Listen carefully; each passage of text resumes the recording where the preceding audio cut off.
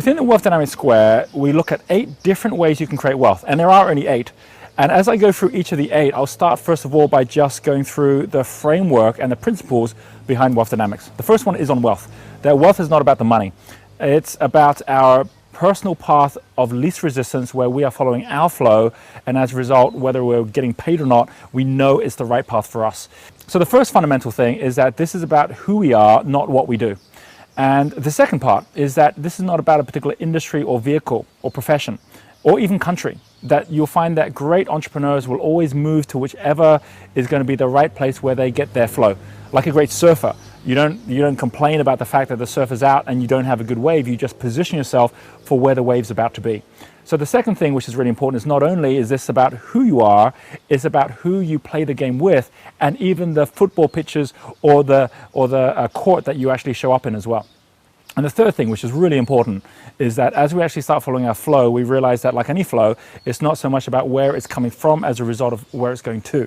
That this is not so much about the effect, which is what wealth is, but the cause or the purpose behind why you're doing what you're doing in the first place. So how does the wealth dynamic square work?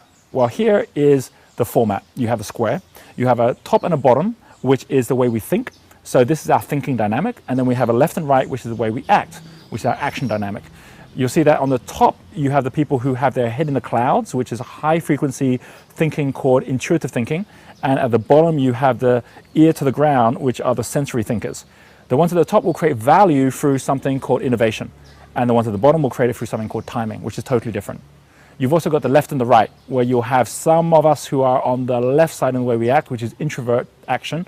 Introvert action means that we are able to leverage through the way that we are multiplying, which is making things really simple, creating a system, working on our business, not in it, and as a result, we can multiply, as opposed to magnify, because some of us don't know how to make things simple. In fact, we can't help but make things complicated. And that's okay, because there are some who are on the extrovert side, which is not about creating systems and the back end, but actually being out in front. And it's about the relationships, and it's about the way that we connect with each other as well. This goes much deeper as you get into wealth dynamics in terms of how this fits into seasons and how it fits into the timings of our industries. But let's just keep for now to just those 8 different profiles that fit around the square. So start from the top in the center, and we have someone called a creator.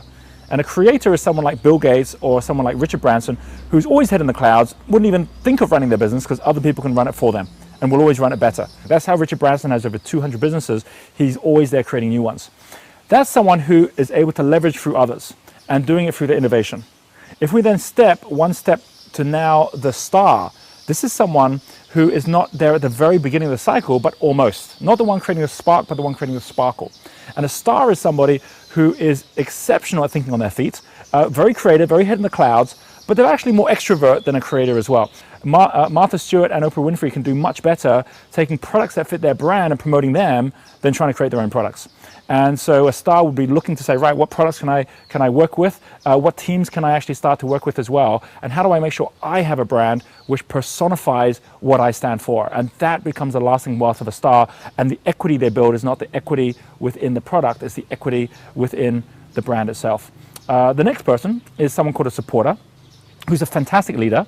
And we call them a supporter because whereas we're all leaders, this is someone who is exceptional at leading people, but through other people's creations. So for example, someone like Steve Ballmer, who is the head of Microsoft, or Jack Welch, who is the head of General Electric, which was Thomas Edison's company. These are people who are very good at being able to message in the right way and magnify whatever messages are there in order for them to actually make sure the team gets done things that neither the creator or the star are able to get done. This doesn't mean a supporter has to just support a creator or a star or any other one of the wealth creators.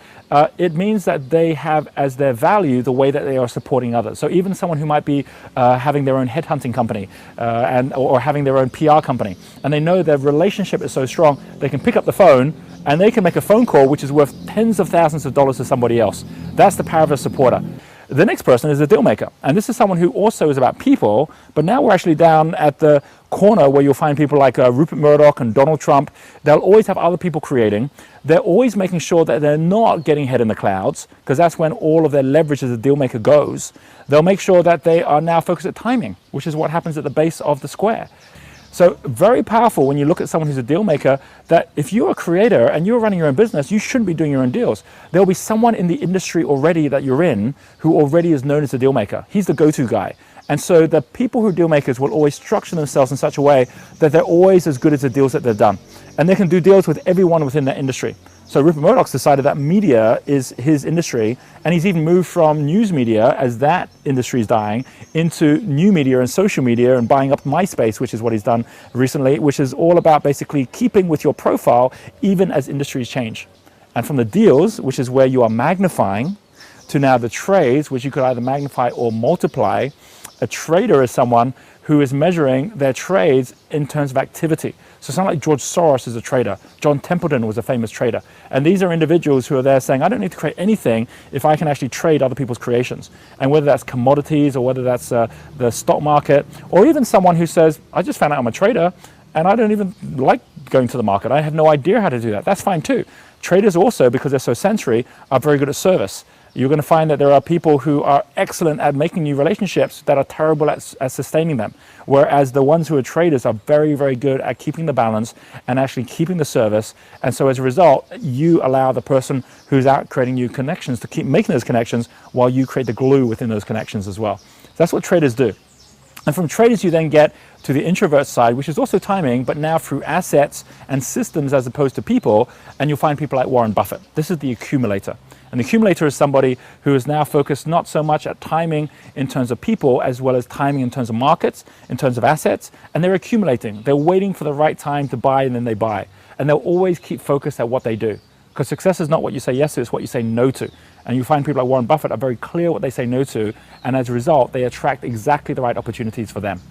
So this is about attraction, and it's about how when we flow, we create attraction into our flow. And the more he gets into his flow as an accumulator, the more he's going to attract all the resources he needs to do an even better job and contribute even more. And from that accumulator, where we have those who are quite introvert and always studying, always taking more time to look at things, you then again slow time down further when you get to a lord. And a lord is right on the opposite side from someone who's a supporter. A lord is someone who is like a landlord, always focused on cash flow. They don't even have to own the product. All they have to own is the cash flow behind the product. So many landlords, they don't even own the properties. The banks own the properties, or others own the properties, but they will make sure that they have actually created that margin in between. And it's not just about land, it can be about anything. Someone, let's say, for example, like Sergey Brin with Google, is making sure that no matter what's going on the internet, he's making money from all that flow. Someone like Rockefeller with oil did the same thing. That's what lords can do very well, because they're very good at the analysis behind things, and they're not confused by the stories of the people. And then the final one is the mechanic. And the mechanic is the one who's great at completing in the same way the creator is great at starting. And the mechanic is the one like, let's say, for example, Ray Kroc, who went his whole life trying to be a star, promoting other people's products. And then when he got into his 60s, he realized he was never going to make it that way, comes across the McDonald's brothers and says, I don't have to promote what they do. I can actually multiply what they do. I can actually create a better system for them. So this is what a mechanic does. They create systems as opposed to product or brand. And there are some amazing mechanics out there. Someone like Jeff Bezos at Amazon.com is always there looking from the point of view of saying, how do I create a better system to attract all the right products, all the right brands? And as a result, that's how I'll make my money, by allowing other people to leverage my value. Because the whole concept of value and leverage is you cannot leverage your own value. You have to leverage someone else's value, and they have to leverage your value.